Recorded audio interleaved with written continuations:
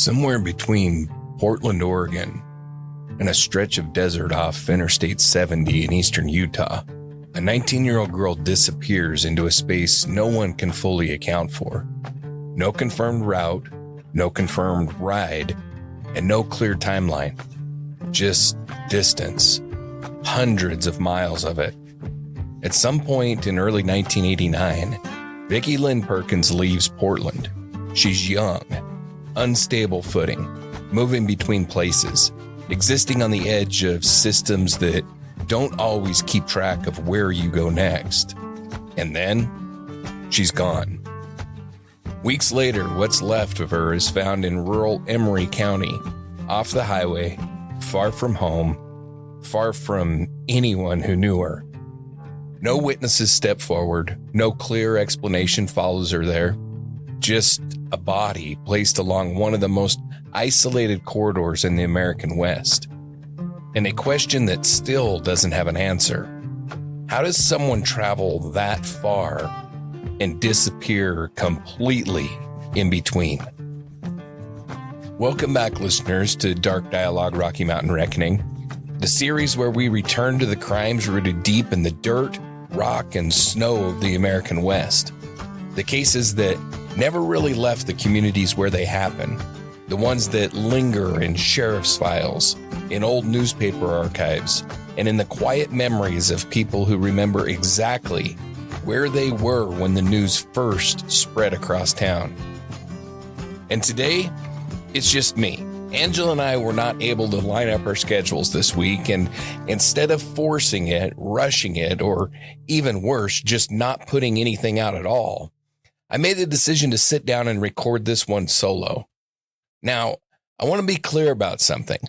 Angela isn't just here to fill space. She's not just background noise. She's the voice that asks the questions a lot of you are already thinking. She slows things down when I start moving too fast, and she forces clarity where these cases can get messy. That's important, and you're going to feel that absence a little bit in this episode, but here's the reality of what we're building. Sometimes schedules won't line up.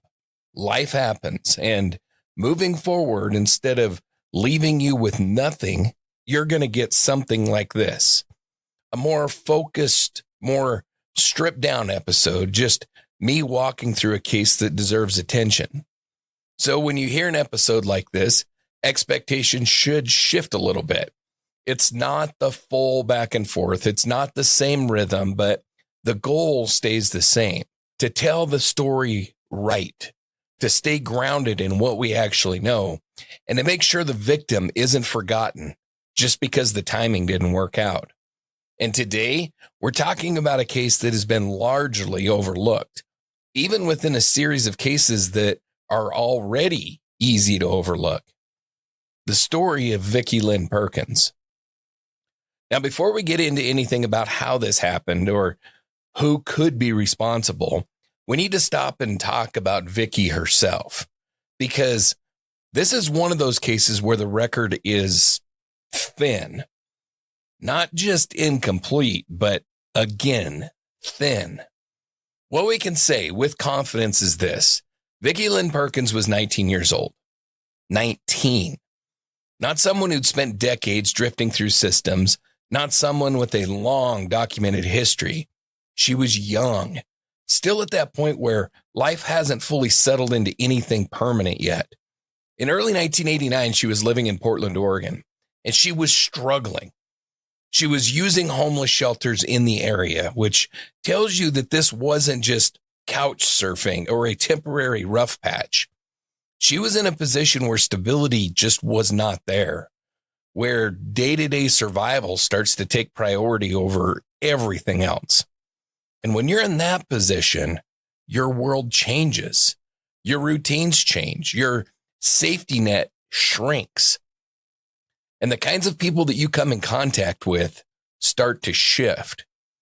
Now, at some point during that time, Vicky became involved in sex work, specifically in environments tied to truck stops and interstate travel. And that matters a lot, not because it defines who she was, but because it defines the risk around her, because that world operates totally different. You're dealing with strangers, constant movement, people passing through who don't belong to an area, and interactions that leave very little trace behind. It's a setting where someone can step into your life for a matter of moments and disappear just as quickly. The last confirmed sighting of Vicky places her at a birthday party in the Portland area. And at that party, she tells people something simple but important. She says that she's planning to head to California. That's it. There's no documented reason why. There's no confirmed destination. There's no known person that she was meeting. Just a direction, south. And then after that, there's nothing. There's no confirmed travel. There's no verified sightings along the way. And there's no record of how she got from Portland to anywhere else, which means when we talk about Vicky Lynn Perkins, we're not just dealing with a homicide. We're dealing with a life that in many ways was already slipping through the cracks before she ever even disappeared. That's important because when someone like Vicky goes missing, there's often less documentation. There's fewer witnesses, and there's fewer people in any position to say something's wrong here. Vicky's case fits well this season because, like so many others, it's another one where what isn't known far outweighs what is. And usually, even in the messy ones, you still have something that you can follow. A last phone call, a confirmed ride, a sighting along the way. But here, there isn't. Outside of this season and these stories, usually even the messy ones, you still have something that you can follow. A last phone call, a confirmed ride, a sighting along the way. But in Rocky Mountain Reckoning Season 1, the Great Basin Murders, this case and so many others that we've talked about, there's nothing. The timeline in this case doesn't just have gaps. It has a hole in the middle. We start in Portland. Vicky is last seen at that birthday party in early 1989. She tells people that she's heading south towards California. And then there's nothing. There's no confirmed departure date, no known route, no record of who she left with, if she left with anyone at all. There's no bus ticket. There's no confirmed hitchhiking pickup. No witnesses placing her on Interstate 5 or any of the other major corridors that you'd expect if she was actually heading towards California.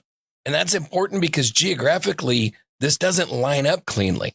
If she leaves Portland and heads south, California makes sense. But where she's eventually found, that's not just south, that's southeast, hundreds of miles southeast.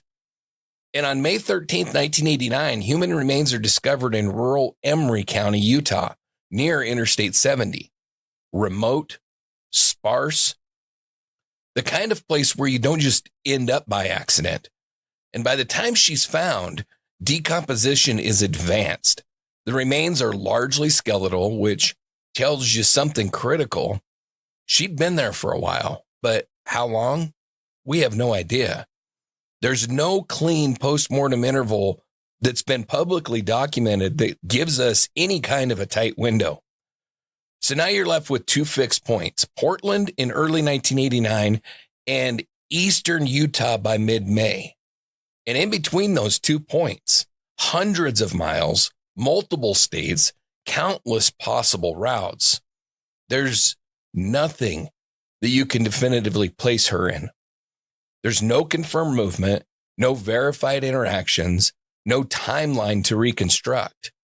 That's what makes this case so difficult because most investigations work by building outward from what you know. But here, the middle is missing.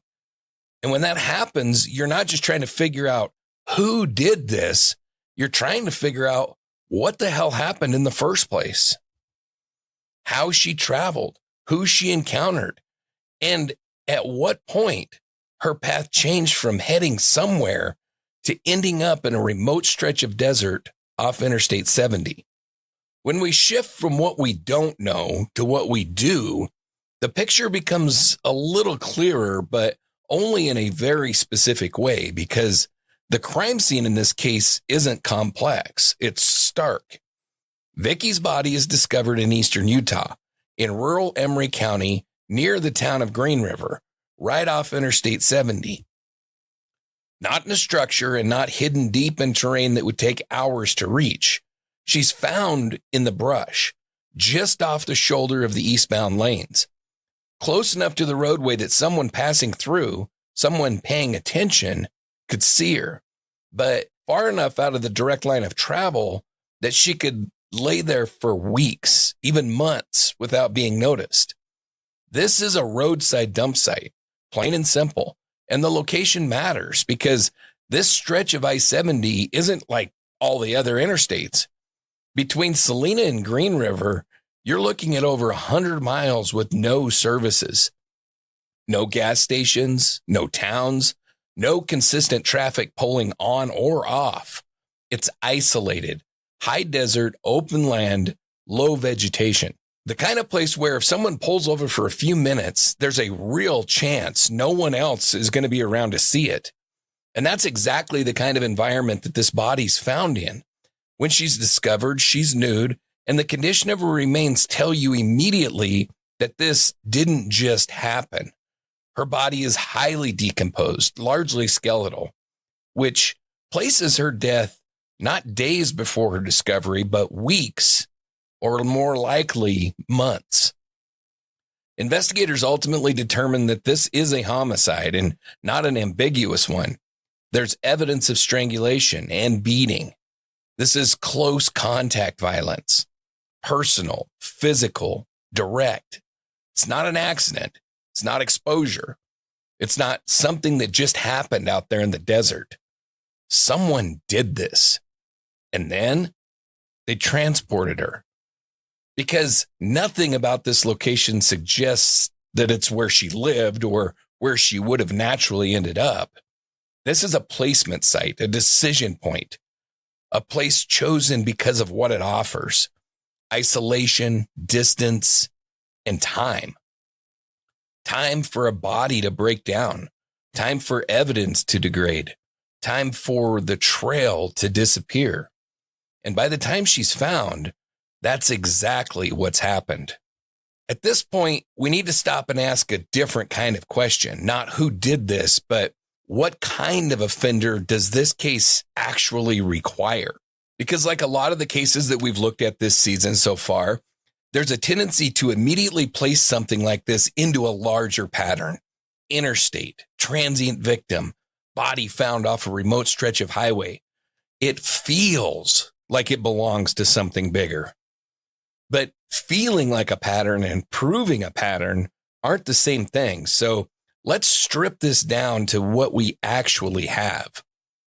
A 19-year-old woman living in an unstable situation, moving through shelters, involved in sex work tied to truck stops and highway environments. That alone puts her in repeated contact with strangers, people passing through, people who don't belong to the area, people who can disappear just as easily as they arrived. And in that kind of an environment, you don't need a serial offender to explain what happened. One encounter is enough. One person with a vehicle, one person willing to use control and violence, one person who knows how to leave a body where it won't be found right away. That explains this case completely. But at the same time, when you look at how this plays out, it also lines up with something that we've already been talking about, because this isn't random in structure. She's encountered in a transient-based environment. She's definitely moved by vehicle. The violence is close contact, strangulation, beating, and her body is left just off an interstate corridor in a place chosen for isolation and distance. That combination is important because it's not just possible, it's consistent. And that's where someone like Clark Perry Baldwin comes into the conversation, not as a conclusion, as a comparison. Because when you look at how he operated, long haul trucking, interstate movement, contact with vulnerable women in transient settings, control inside a vehicle, strangulation, and the body's left just off the highway, the overlap is real, but overlap isn't proof, because even with that alignment, there's no confirmed connection between him and Vicky. There's no forensic link. There's no interaction. There's no placement that ties him to this specific moment in time. And then when you look at someone like Scott William Cox, you see a different kind of fit, still strong, but from a different direction. Cox was Portland-based. He drew victims from the sex trade.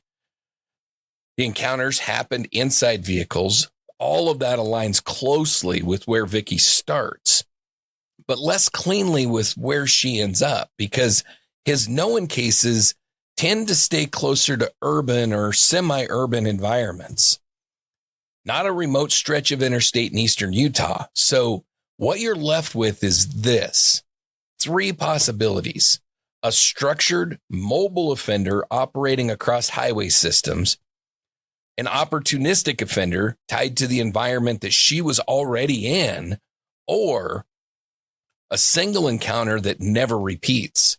And based on what we actually know, all 3 are still on the table. This case doesn't force an answer. It leaves you in the overlap where the pattern is there, but the proof isn't. Now, because of where we are at in this season, we need to address a name that has come up before, and it's going to come up more and more as we move forward, and that is Clark Perry Baldwin. So I want to be clear about how we're handling this.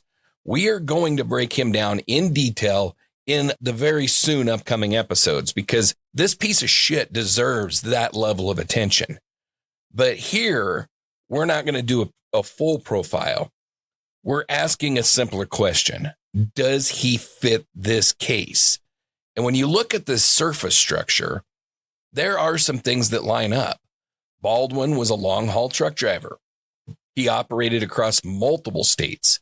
He had access to the exact kinds of environments that we're talking about: interstates, truck stops, transient populations. And in the cases that he is connected to, the pattern includes contact with vulnerable women in transit, control inside a vehicle, close contact violence, including strangulation, and bodies left near highways, often just off the roadway. So when you take all of that and you lay it next to Vicky's case, a young woman exposed to interstate environments, definitely vehicle-based movement, strangulation and beating, and a body left just off I-70 in a remote area, there is overlap, real overlap. But this is where we have to stay disciplined, because overlap isn't evidence. There are also differences. Baldwin's known victims tend to come from hitchhiking or travel-based encounters, women actively moving along those routes. Vicky's exposure appears to be more tied to sex work environments around truck stops. Now, those worlds definitely intersect, but they're not identical. And that matters when you're trying to understand how initial contact happens. And the other thing is timing. The cases tied to Baldwin that we can actually prove fall in the early 1990s, 1991 into 92. Vicky's killed in 89. So the question becomes, is that part of the same behavioral window, or is it outside of what we can confidently place him in? And right now, there's no clear answer to that, because by the time Baldwin shows up in confirmed cases, his method is already established, which raises the very real possibility that he was active much earlier. But again, possibility isn't proof. And that's the line that we just don't cross. So where does that leave us? Baldwin is a viable comparison. He fits the structure. He fits the environment. He fits the type of access that would be required. But there is no direct link tying him to Vicky Lynn Perkins. There's no forensic connection. There's no confirmed interaction, no placement in this case. So for now, he stays exactly where he belongs in this episode. Relevant, but unproven, which brings us to another name that comes up in this case. And it comes up from a different direction. Scott William Cox. Now, unlike Baldwin, Cox is directly tied to Portland, which is important because that's where Vicky's story begins. Cox lived and operated outside of the Portland area, and the victims that he's known to be connected to come from the same general environment Vicky was moving through. Women involved in the sex trade, women in unstable situations, women who are already interacting with strangers as part of survival. And his method starts in a way that would look completely normal from the outside. The contact is voluntary, a ride, a transaction, an agreement. And then once the person is inside the vehicle, everything changes. Control, violence, close contact assault. So when you look at Vicky's starting point, Portland, in shelters, truck stop environments, sex work tied to interstate movement, that overlap with Cox is immediate. But just like with Baldwin, you have to carry this all the way through because where this case ends doesn't fit Cox cleanly. Vicky isn't found in Portland. She's not found in a nearby area. She's not even found in the same state. She's found hundreds of miles away off a remote stretch of Interstate 70 in eastern Utah. That's important because Cox, at least based on what we can confirm, tends to operate closer to his base. His known cases don't show the same kind of long distance interstate disposal pattern that we see here. They're quicker, closer, less dependent on remote terrain. So what you end up with is a split. Cox fits the beginning of Vicky's story, the environment, the victim type, the point of contact, but he doesn't fit the end. The distance, the isolation, the disposal location. And just like Baldwin, there's no direct link, no forensic connection, no confirmed interaction, no evidence placing him in this case. So again, what you have is relevance, not proof. When you step back from all of this, what you're left with isn't a clean answer. It's a range of possibilities that all fit the evidence in different ways. Now that's uncomfortable because cases like this make people want to choose. They want to say, this was a serial offender or this was a one-time encounter. But the reality is this case doesn't force that decision. Everything that we've walked through, Vicky's life, her exposure, the environments that she was moving through, the way that she likely encountered someone, the violence, the transport, the placement of her body along a remote stretch of interstate, all of that tells you something important. This was not random chaos. There is structure here. There's control. There's decision making. But structure doesn't automatically mean repetition. And that's the line that matters because a person can do this once and never do it again.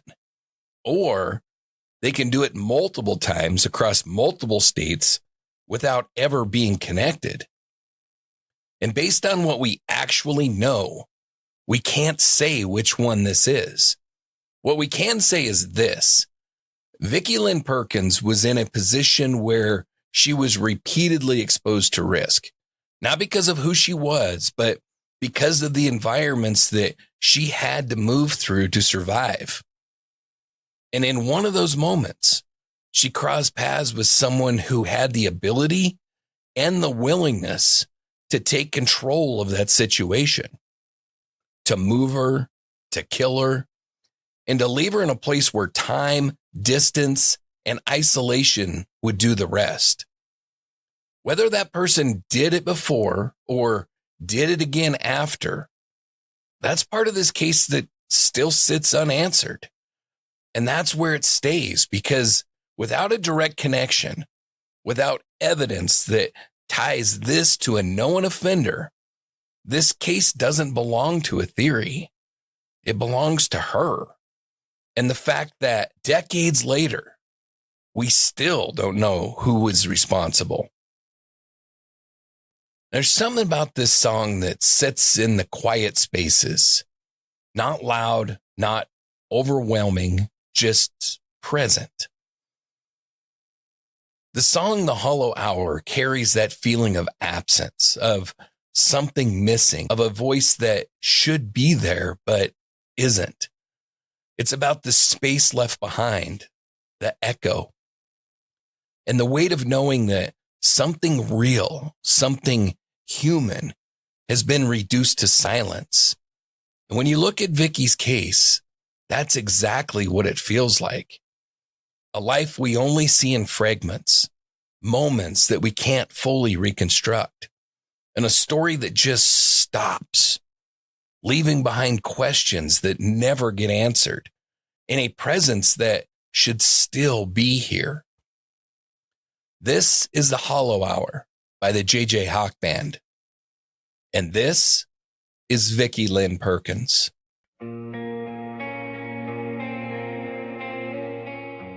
Vicky Lynn Perkins was 19 years old, just 19. An age where most people are just starting to figure out who they are, where they're going, what their life is going to look like. And for Vicky, that path was not easy. She was living in Portland, moving through shelters, trying to get by in a situation that didn't offer much stability. But she was still moving forward, still making plans, still talking about what came next. At that birthday party, she told people that she was heading south, towards California, towards something different. And whether that was a fresh start, a new opportunity, or just the next step, it meant she was still looking ahead. She was still trying. And that matters because too often, people in situations like hers get reduced to mere labels, reduced to circumstances, reduced to the environment that they're in, instead of being seen for what they are, a person in motion, a person trying to move forward, even when things aren't working right. And somewhere between Portland and that stretch of desert off Interstate 70, that movement stopped. Not because she chose it, but because someone else made that decision for her. Someone who saw vulnerability and took advantage of it. Someone who had the ability to control the situation and did. And for decades now, that person has never been held accountable. Her case remains unsolved. Her story remains incomplete, but that does not mean that she disappears. Because even without all the details, even without the full picture, we still know enough to say this: she was here, she lived, she mattered, and she deserved more than what happened to her. She deserved safety. She deserved time. She deserved the chance to become whatever it was that she was working towards, instead of being frozen in a moment that someone else created. And while we may not have all the answers, while the middle of her story is still missing, we can still do one thing right. We can say her name. We can tell her story, and we can make sure that she is not just another case file sitting under dust somewhere, but is a person who is remembered. That person was Vicky Lynn Perkins. If this is where the meaning hides,